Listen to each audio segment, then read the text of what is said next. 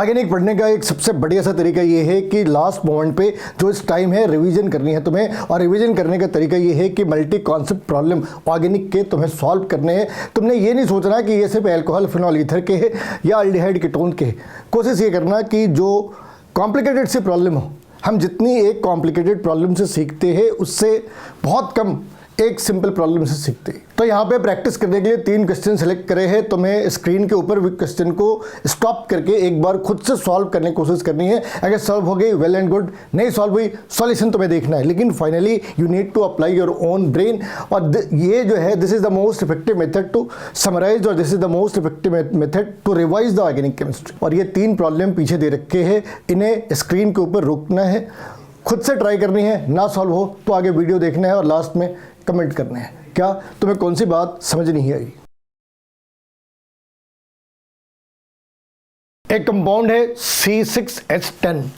अगर C6H10 है तो ये देखकर मालूम होता कि ये एक अनसैचुरेटेड सेंटर है, क्योंकि पहले B और फिर C इसने क्या जनरेट करा, इसने जनरेट करा C6H14, और ये बीच का जो पार्ट है ये C6H12 है। इतना मालूम होता है, यहाँ से यहाँ तक देखकर मालूम हो रहा कि या तो इसके पास एक ट्रिपल बॉन्ड है या फिर 2 डबल बॉन्ड है। अब क्या है वो थोड़ी देर में मालूम होने है। इसने कहा कि अगर हमने एक ही ओजोलिसिस करी, अगर हमने एक ही ओजोलिसिस करी, ठीक है, upon ozonolysis this is going to generate 2 aldehyde. You see the words, it generates 2 aldehyde. But see the formula of the aldehyde. This is having 1 oxygen, this is having 2 oxygen. So this is the aldehyde, but if both are aldehyde, then how they can have a different formula? और सारी कहानी यहाँ पे है, सारी कहानी यहाँ पे है। aldehyde है but different formula, different formula, और इस different formula के अंदर अप्रोच छिपी है। आगे वो कह रहे कि अगर हमने B को ऑक्सीडाइज करा, B को अगर ऑक्सीडाइज करा KMnO4 के साथ, तो इसने एक एसिड जनरेट करना है, और एसिड का फॉर्मूला क्या है भाई, CH3COOH। इसने इस एसिड को जनरेट करना है। फिर कह रहे determine the structure of A to F। अब ये जो पार्ट है ये पार्ट है F, इसके अपने खुद के 2 पार्ट है C और D और E, D और E। तो पहले स्टार्ट करते हैं ट्रिपल बॉन्ड के साथ। ये एज्यूम करके कि इसके अंदर एक ट्रिपल बॉन्ड है। अगर इसके अंदर एक ट्रिपल बॉन्ड है और 2 अल्डिहाइड बन रहे हैं, मतलब 2 चीज़ों को कंबाइन करते हैं, अगर ट्रिपल बॉन्ड भी है और दोनों के दोनों अल्डिहाइड बन रहे हैं, तो ये ट्रिपल बॉन्ड, ये सारे के सारे कार्बन एक सीध में है, इनके अंदर कोई ब्रांचिंग नहीं है। अदरवाइज जो ट्रिपल बॉन्ड है, जिस जगह पे ब्रांचिंग है वहाँ पे कोई ट्रिपल बॉन्ड होनी नहीं चाहिए। जो ट्रिपल बॉन्ड है यहाँ पे कोई ब्रांचिंग होनी नहीं चाहिए, अदरवाइज इसने कीटोन बनाया होता। और ऐसे भी जो ट्रिपल बॉन्ड है इसके साथ कीटोन के बनने के चांसेस कम ही है, क्योंकि अगर तुमने यहाँ पे एक कार्बन लगा दी तो कार्बन की वैलेंसी कितनी होगी, 5। तो ये ट्रिपल बॉन्ड कहीं भी हो सकता है, यहाँ हो सकता है, यहाँ हो सकता है, यहाँ हो सकता है, कहीं भी हो सकता है। लेकिन अगर ये ट्रिपल बॉन्ड है, मान लो ये ट्रिपल बॉन्ड है, तो ट्रिपल बॉन्ड होने पे ये ऐसा भी बना सकता है, ऐसा भी बना सकता है। लेकिन ये कैसे डिसाइड करें कि ट्रिपल बॉन्ड नहीं है? अगर हमने ट्रिपल बॉन्ड की बात करी, तो ये जो पार्ट है ये एसिड बन सकता है क्या? हाँ, अगर हमने ट्रिपल बॉन्ड को यहाँ पे रखा तो ये एसिड जनरेट हो सकते हैं, और एक दूसरा पार्ट भी एसिड जनरेट कर सकते हैं। लेकिन उस केस में इसके 2 अलग फॉर्मूले नहीं आ सकते, एल्डिहाइड के 2 अलग फॉर्मूले नहीं आ सकते। एक बात ध्यान रखना, पहले हम लोगों ने एज्यूम करा कि ट्रिपल बॉन्ड है। अगर ट्रिपल बॉन्ड है तो जो ये पार्ट है, ये पार्ट कंसिस्टेंट नहीं है किसके साथ, जो अपनी ऑब्जर्वेशन है। तो हमें एक पॉइंट पे आके इसे अबेंडन करना है, किसमें कोई ट्रिपल बॉन्ड है नहीं। तो फिर देखते हैं अब ऑप्शन क्या बच गई। इसके पास 2 डबल बॉन्ड है। अगर इसके पास 2 डबल बॉन्ड है तो उसकी लोकेशन क्या हो सकती है? एक डबल बॉन्ड यहाँ पे, एक डबल बॉन्ड यहाँ पे, ऐसा मान लेते। अगर हमने ऐसा माना तो इस वाली के साथ 2 कार्बन हो गए। ऐसा मानने के पीछे रीजन ये है कि इसने जो भी कंपाउंड जनरेट करे उसमें 2 कार्बन और 2 कार्बन है। तो ये मान लो कि यहाँ पे 2 कार्बन, ये 2 कार्बन, ये 2 कार्बन, इस 2 कार्बन ने कंपाउंड जनरेट करे CH3CHO, इसे शॉर्ट में लिख सकते हैं C2H4O, यानी कि ये पार्ट D। लेकिन जो बीच का पार्ट है ये C डबल बॉन्ड O और H है, इसे लिख सकते हैं C2H2O2, जो यहाँ का हिस्सा है। और अगर ऐसा है तो जब तुमने A से B में कन्वर्ट करा तो कोई एक डबल बॉन्ड खत्म हो जानी है। और अगर तुमने इसे एसिड के साथ KMnO4 के साथ ऑक्सीडाइज करा तो इस पार्ट ने जनरेट करना है इथाइल अल्कोहल, इस पार्ट ने जनरेट करना है इथाइल अल्कोहल, इस पार्ट ने जनरेट करना है इथेनोइक एसिड, और इस वाली पार्ट ने जनरेट करना है बेटानोइक एसिड, जिसके बारे में उसने कोई खास बात करी नहीं। तो अब ए से लेकर ये क्या अपना ए, ये क्या अपना बी और सी कंडीशन भी जनरेट कर सकते हैं। हमने इनके सारे डबल बॉन्ड रिमूव कर दिए, उस केस में ये एक नॉर्मल हेक्सीन हो जाना है। ये है अपनी सी की स्ट्रक्चर, ये है डी और ये है ई और ये है एफ। F means CH3COOH। अब ये जो प्रॉब्लम दे रखी है तुम्हें ऐसा लगेगा कि काफ़ी मुश्किल सा सवाल है, लेकिन अगर तुमने अपने कॉमन सेंस यूज करे तो इसे 2 लाइनों के अंदर सॉल्व कर सकते हैं। 6-7 लाइनों के सवाल है मगर 2-3 लाइनों के अंदर सॉल्व कर सकते हैं। यहाँ पे प्रॉब्लम क्या है, ये कह रहे हैं एक कंपाउंड है जो पहले से ब्रोमोबेंजीन है। अगर ये ब्रोमोबेंजीन है तो क्या इसने रिएक्ट करना है? अगर ये ब्रोमोबेंजीन है तो क्या इसने मोनोक्लोरिनेशन जनरेट करना है क्या? अगर इसने क्लोरीन के साथ रिएक्ट करी तो कोई प्रोडक्ट बन सकता है क्या? कह रहे ए और बी इसने जनरेट कर दी, ठीक है। और अगर हमने मोनोक्लोरिनेशन ऑफ ए करी, अब यहाँ देखो, यहाँ पे हमने ए की मोनोब्रोमिनेशन कर दी, जो भी ए है उसकी मोनोब्रोमिनेशन कर दी।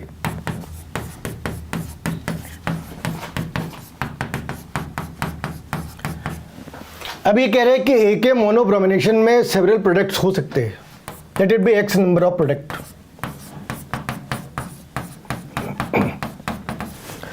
लेकिन अगर हमने बी के साथ मोनोक्लोरिनेशन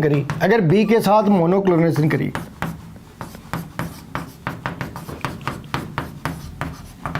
तब क्या भाई, तब कह रहे हैं सिर्फ 2 प्रोडक्ट बनने हैं और उन 2 प्रोडक्ट्स का नाम है सी और डी। कह रहे डी जो है वो टोटली डिफरेंट है, किससे?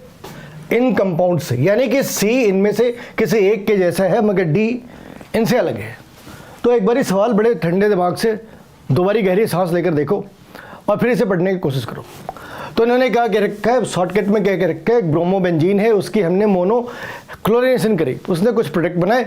अब उनमें से जो प्रोडक्ट बनाए उनमें से एक प्रोडक्ट की हमने मोनोब्रोमिनेशन करी तो उसने कई सारे प्रोडक्ट बना दिए। लेकिन हमने जब बी की मोनोब्रोमिनेशन करी तो उसने सिर्फ 2 प्रोडक्ट बनाए, और जो 2 प्रोडक्ट बने थे उनमें से एक प्रोडक्ट पहले वाले प्रोडक्ट्स में से किसी के साथ मैच कर सकता है। अब कह रहे हैं आप ABCD के बारे में बातें करें, तो यहाँ सारी कहानी, इस वाली केस में सारी कहानी डायरेक्टिव प्रिंसिपल की, जो डायरेक्टिव ग्रुप है उसके ऊपर जाके रुक जाती है। यहाँ पे सारी कहानी डायरेक्टिव ग्रुप के ऊपर की है। इसे सॉल्व करने से पहले इसकी थोड़ी कहानी देख लेते हैं। अगर एक बेंजीन रिंग है और उसके ऊपर तुमने हैलोजन लगा दी, मान लो तुमने यहाँ पे ब्रोमीन डाल दी या फिर क्लोरीन डाल दी। अब यहाँ पे 2 इफेक्ट्स होते हैं, +R इफेक्ट और -I इफेक्ट। -I इफेक्ट इसकी जो एक्टिविटी है उसे रिड्यूस कर सकते हैं, डीएक्टिवेटिंग कर सकते हैं, और जो +R इफेक्ट है वो इसके साथ कॉन्जुगेशन इस्टेब्लिश कर सकते हैं, यानी कि इसके जो लोन पेयर है और इसके पास जो लोन पेयर है ये इनके साथ कॉन्जुगेशन में आ सकते हैं। कॉन्जुगेशन में आए ये बढ़िया है, -I इफेक्ट हो तो वो उसकी एक्टिविटी को रिस्ट्रिक्ट कर सकते हैं। अब यहाँ पे क्या है, पहले से यहाँ पे ब्रोमीन है, तुमने ये ध्यान रखना है कि यहाँ पे ब्रोमीन के ये 2 इफेक्ट हो गए। अब तुम ये डिसाइड कर लो ये ऑर्थो पैरा डायरेक्टिंग है या मेटा डायरेक्टिंग ग्रुप है। हमें ये मालूम है जो बेसिक रूल है वो क्या है, the compound that is directly attach with or the atom that is directly attach with the benzene ring, if they are having double bond or multiple bond, they are going to act like a meta directing group, whereas if they are having lone pair they will act as a ortho and para directing group. तो bromine के case में क्या है, it is having A loan pair but it doesn't have any multiple bond, so by default it is going to act as a ortho and para directing group. ये meta directing group का काम नहीं कर सकता। अगर ये meta directing group का काम नहीं कर सकता तो हमने इनकमिंग ग्रुप को किसके साथ रिएक्ट कर रहे, क्लोरीन के साथ, ये सारी की सारी रिएक्शन है। तो इसने दो प्रोडक्ट बनाए, ऑर्थो और पैरा। तो इसने दो प्रोडक्ट जनरेट करे, ऑर्थो और पैरा। तो पहले ग्रुप के ऊपर यहाँ पे पहले से Br है, इस वाली केस में भी पहले से Br है।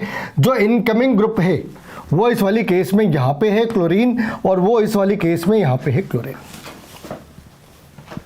अब जब तुमने इसको करा, जब इसकी हेलोजनेशन करी, जब तुमने इसकी ब्रोमिनेशन करी, इसके नाम लिख लेते हैं ताकि तुम्हें आइडिया रहे कि क्या जनरेट करा। ये अपना रिएक्टेंट है, इसे छोड़ देते हैं। अब अगर तुमने इसमें Br डाली तो अब एक प्रॉब्लम हो गई कि इस बार डायरेक्टिंग ग्रुप कौन सा है, Br या क्लोरीन। इनकमिंग ग्रुप किसके अकॉर्डिंग अपने आप को एडजस्ट कर रहे हैं, Br के अकॉर्डिंग या क्लोरीन के अकॉर्डिंग। और यहाँ पे तुम्हें थोड़ा सोचना है, दोनों ही ग्रुप इस बार काम करेंगे, but out of this two it's a bromine which is having slightly higher dominance, and it is basically because of the larger size of the bromine, they are having less electron pulling tendency, whereas they are having better extent of conjugation।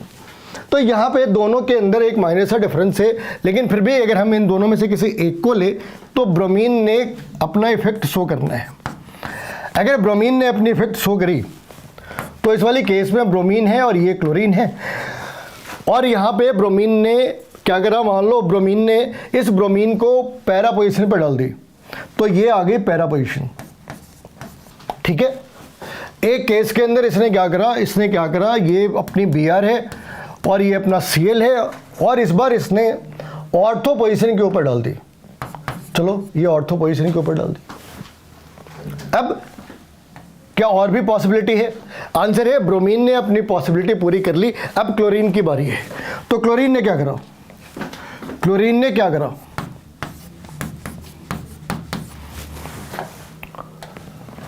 ये अपना Br है और ये अपना chlorine है, ये Br है और ये क्लोरीन है। अब क्लोरीन ने क्या करा, ऑर्थो पैरा ग्रुप बनाई। अगर इसने ऑर्थो ग्रुप बनाई तो यहाँ पे Br आ जानी है, और अगर इसने पैरा डायरेक्टिंग करा तो Br इस वाली साइड पे आ जानी है। क्या इसके बाद भी कोई ऑप्शन है? आंसर, अगर हमने इसके बाद कुछ क्रिएट करा तो वो इनमें से ही किसी एक जैसा हो जाता है। तो वो जो सेवरल लिख रखा था ना, उसने जो कह रखा सेवरल फॉर्म कर सकते हैं, it can form several isomers में एग्जैक्टली वैल्यू आ गई 4। ये 4 आइसोमर फॉर्म कर सकते हैं। एक बार फिर से देख लो, in this case we are having bromine and chlorine, both are ortho and para directing group because they don't have any multiple bond, whereas at the same time they are having a lone pair. They are having in fact 3 lone pairs, and because of the presence of these lone pairs they can have a conjugation with the benzene ring, although they are having minus I effect, but this minus I effect is not going to play the major role. It's a plus R effect that is going to be major, although the balancing force is there. Although because of the balancing it's a plus R, because of the plus R effect they are having the conjugation, and because of minus I effect they are less activated or ring deactivator groups are there. That's why these compounds are having lesser tendency or little tendency to react. So the first part is two compounds will be formed because two compounds are going to form because bromine will direct the incoming bromine, whereas the last two are going to form because chlorine is going to direct them at ortho and para position. So right now we are having 4 groups, we are having 4 compounds. Now come to this part. In this case what we can have, in this case we can have, this is the Br and this is the chlorine. They have already told that it will form only 2 types of the compounds. Let's have the structure. So So this Br cannot, this Br is having occupied Cl, occupied para group, so it will form the Br like this. So this cannot have any para product at the same time. Now this chlorine will have a para product, but para position has been occupied, so chlorine is going to have a Br product, ortho product. So we will see that chlorine, bromine, one gap and bromine. You see where the chlorine, bromine and one gap bromine is there. So we will see that this Cl, Br, one gap and Br. Cl, Br, one gap and Br. So these two compounds are having similar nature. So let it be C, this is the C, this is the D, this is the C and this one is the D. तो उसने तुमसे कहा कि आप इन सबके नाम लिखो, इन सबके स्ट्रक्चर ड्रॉ करना। तो अगर हमने इन 6 आइसोमर्स के स्ट्रक्चर ड्रॉ करनी है तो ये 6 आइसोमर्स से 4 इसके साथ और 2 इसके साथ, ये ए बी सी डी हो गई। ये हो गई ए, ये हो गई बी, ये है डी और ये है सी। तो ये इतना आसान था, लेकिन तुम्हें थोड़ा सोचना है। तो इस वाली प्रॉब्लम के स्टार्ट में उसने जो बैकग्राउंड बनाई वो क्लाइसन कंडेंसेशन की। कौन सी? क्लाइसन कंडेंसेशन की बातें। ये क्लाइसन कंडेंसेशन की बातें कर रही। अब यहाँ पे तुम्हें हर एक पॉइंट को बढ़िया से 2 बारी 3 बारी रीड करना है, क्योंकि ये प्रॉब्लम अगर तुमने ध्यान से पढ़ा तो पहली लाइन में इसका आंसर है, लेकिन तुम्हें ध्यान से पढ़ना होगा। पहले तो ऐसा लग रहा है कि कितना मुश्किल सा सवाल है। ये कह रहे हैं 2 molecules of an ester are condensed in the presence of sodium methoxide to give beta keto ester, और यहाँ से मालूम होता है कि क्लाइसन कंडेंसेशन है। अब ये हमने एस्टर का हमें आइडिया नहीं, एस्टर का फॉर्मूला क्या है मालूम नहीं, उसमें कार्बन कितने हैं मालूम नहीं, नंबर ऑफ कार्बन्स क्या है वो भी नहीं मालूम। So sad. लेकिन आगे ये धीरे धीरे खुल रहे। ये कह रहे upon heating acidic solution of B gives the ethanol and alpha and a beta keto acid. अब ये कह रहे कि अगर आपने बी को गर्म करा तो बी ने इथेनॉल जनरेट करी plus beta keto acid. Beta keto acid अभी भी नहीं मालूम कि इस एसिड के अंदर नंबर ऑफ कार्बन कितने हैं। नंबर ऑफ कार्बन के बारे में कोई आइडिया नहीं। और बी खुद क्या है? बी खुद एक एस्टर है। बी खुद एक एस्टर है, ठीक है। बी, लेकिन इसमें और इसमें क्या फर्क है? B is the beta keto ester और ए अपना सिर्फ और सिर्फ एस्टर है। ये फर्क है। अभी इतना आइडिया तो लग रहा कि अगर यहाँ पे इथाइल अल्कोहल बाहर आ रही, इथाइल अल्कोहल अगर बाहर आ रही तो इसका ये मतलब है कि इसके चाहे इसके स्टार्ट में जो भी फॉर्मूले हों, मगर यहाँ पे 2 कार्बन है। इतना तो फिक्स है। इतना कैसे फिक्स करा? क्योंकि ये जो बीटा कीटो एसिड है, बीटा कीटो एस्टर है, ये जो बीटा कीटो एस्टर है, इसने क्या करा है? इसने एक इथाइल अल्कोहल जनरेट करा है। इथाइल अल्कोहल का मतलब ये पार्ट तो बाहर आ गए। अभी इस वाली पार्ट के बारे में कुछ भी डिस्कस नहीं कर रहे हैं। अभी एक ये भी कह सकते कि इस वाली पार्ट के अंदर एक कीटो ग्रुप तो होगा ही होगा, ठीक है। तो सारी प्रॉब्लम इस बीटा कीटो एसिड के अंदर है। अब यहाँ पे अगर हमने एक नॉर्मल सी बात कर ली, भाई इसने कहा कि बीटा कीटो एसिड है, तो ऐसे लिख सकते हैं CCOOH और इस वाली जगह पे O और यहाँ पे लगा दी R। लेकिन अभी भी इस बात की 2 पॉसिबिलिटी है कि यहाँ पे H भी हो सकता, इस वाली साइड पे H भी हो सकता और इसकी जगह पे R भी हो सकते। तो हमने दोनों पॉसिबिलिटी लेके चलनी है। हमने दोनों पॉसिबिलिटीज लेकर चली है कि यहाँ पे R भी हो सकती और इस वाली केस के अंदर दोनों ही जगह पे हाइड्रोजन हो सकते। ये कह रहे हैं कि अगर हमने इसे गर्म करा तो CO2, यानी हमने जब डी कार्बोक्सिलेशन करी तो CO2 बाहर आ गए, यानी कि ये एक एसिड था जो CO2 बनकर बाहर आ गई। तो जो बचा हुआ पार्ट है फिर वो है क्या? तो बचा हुआ पार्ट 3 पेंटेनॉन है। बचा हुआ पार्ट 3 पेंटेनॉन है। ऐसे कैसे हो सकता? हो सकता है। बचा हुआ पार्ट 3 पेंटेनॉन है और ऐसा कैसे हो सकता वो देखते हैं। अगर यहाँ पे एक कार्बन है और ये कार्बन है और यहाँ पे 2-3 कार्बन तुमने डाल दिए, क्योंकि 5 कार्बन होने चाहिए, मगर उस केस में ये 2 पेंटेनॉन होना था। अगर हमने ये माना कि ये सब कुछ ऐसा था तो इस केस में इसने 2 पेंटेनॉन जनरेट करने थे। अगर ये जो कंडीशन है, अगर हमने इस वाली केस को ये माना कि ये हाइड्रोजन ही है यहाँ पे, तो इसने जनरेट करा होता 2 पेंटेनॉन, लेकिन 2 पेंटेनॉन तो जनरेट नहीं करा। जो डिस्क्रिप्शन है वो कह रहे 2 पेंटेनॉन नहीं जनरेट करा, तो क्या करा, 3 पेंटेनॉन करा, यानी इसने कार्बन स्केलेटन के अंदर कुछ तो छेड़छाड़ करी है।